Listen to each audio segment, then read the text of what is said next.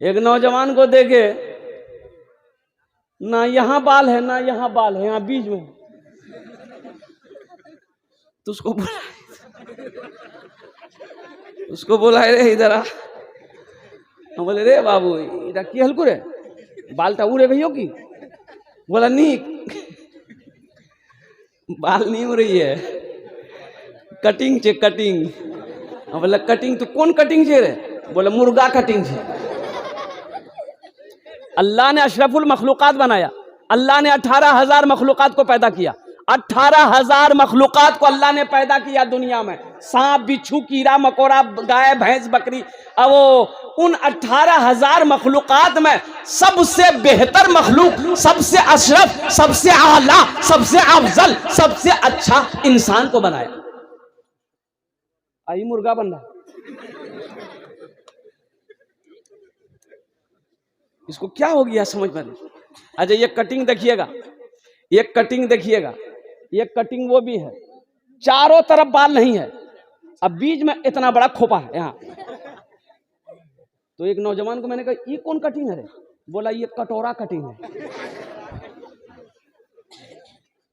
तो सुनो हुजूर की हदीस सुनो, अल्लाह के रसूल इरशाद फरमाते हैं कुर्बे क़यामत की निशानी है, जब ऐसे लोग अपने सरों के बाल कटवाने लगेंगे तो समझ जाना क़यामत करीब है।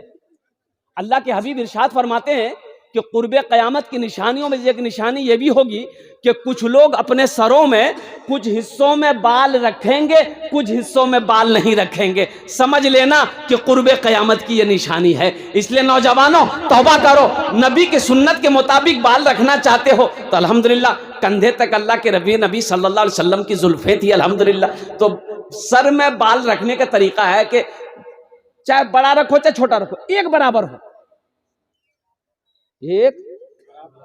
एक बराबर हो, इंशाल्लाह रखोगे, इंशाल्लाह रखोगे अल्हम्दुलिल्लाह। और दूसरी चीज अपने चेहरे को दाढ़ी से सजाओ, अपने चेहरे को दाढ़ी से। अच्छा एक बात देखो, ये दाढ़ी बड़ी जिद्दी है, ये जब भी निकलती है मर्द के चेहरे पे निकलती,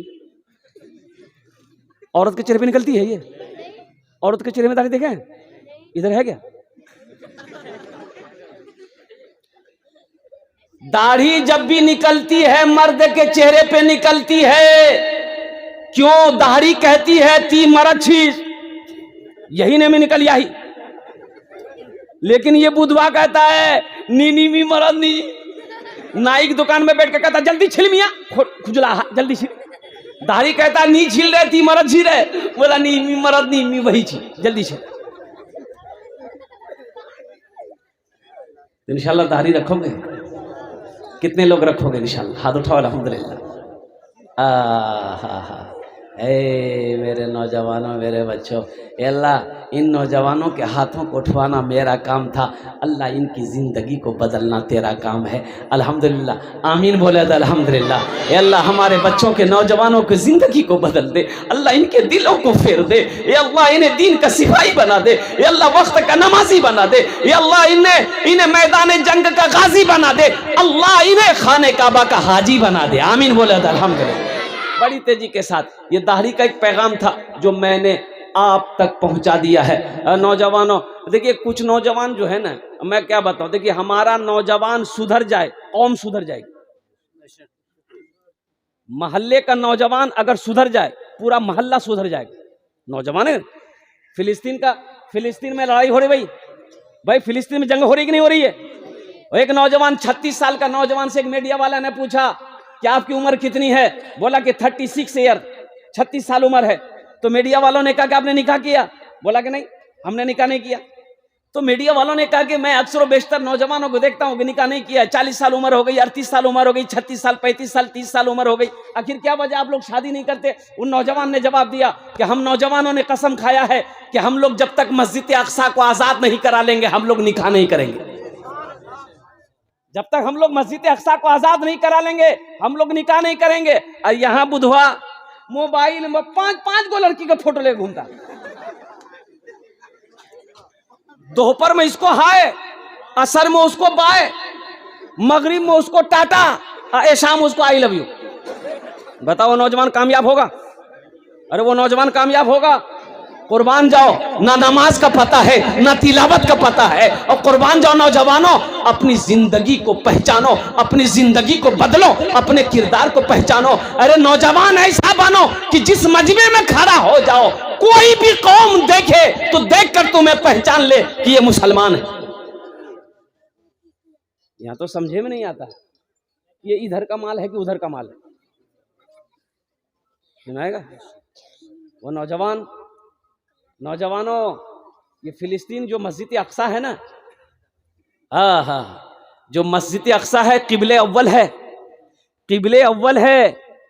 कुर्बान जाओ। और एक भी बात भी सुनो, उस मस्जिद का जिक्र कुरान में है, सुबहानल्लज़ी असरा बिअब्दिही लैलम मिनल मस्जिदिल हराम इलल मस्जिदिल अक्सा। उसी मस्जिद की तो लड़ाई है। ये यहूदी है ना, ये वो कौम है यहूदी, इस्राइल वाला, वो यहूदी है। ऐसी कौम है, हिटलर ने 72 लाख यहूदियों को गोलियों से भून दिया था। ये वो कौम है जिस थाली में खा ले उसी में छेद कर देगा, वो किसी का नहीं। हिटलर ने 72 लाख यहूदियों को लाइन से खड़ा करके 2 लाख को छोड़ दिया। कितना लाख को छोड़ा? हिटलर ने 2 लाख यहूदी को छोड़ दिया। वो इसलिए छोड़ा, हिटलर ने इसलिए छोड़ा ताकि दुनिया वाला को पता चले कि ये कौम क्या है। मैंने ये 75-72 लाख को मारा क्यों है, दुनिया को पता चल सके। अब वो यहूदी कभी ये कंट्री कभी वो कंट्री हमको जगह दे दी है, किसी ने जगह नहीं दी। वो फिलिस्तीन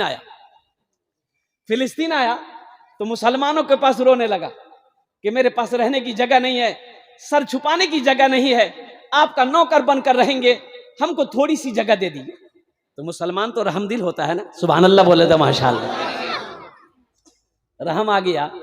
अब उन यहूदियों को बैठने की जगह दे दी, फिलिस्तीन में अपनी जमीन दे दिया। ठीक है, तुम लोग यहां पर अपना घर बना के रहो। बैठने की जगह दिया, पैर फैलाया। अब पैर फैलाया फिर लेट गया। अभी वही वक्त आया कि आप फिलिस्तीने वाला को भगा रहा हो। ऐसा हो सकता है? अरे भाई ऐसा हो सकता है?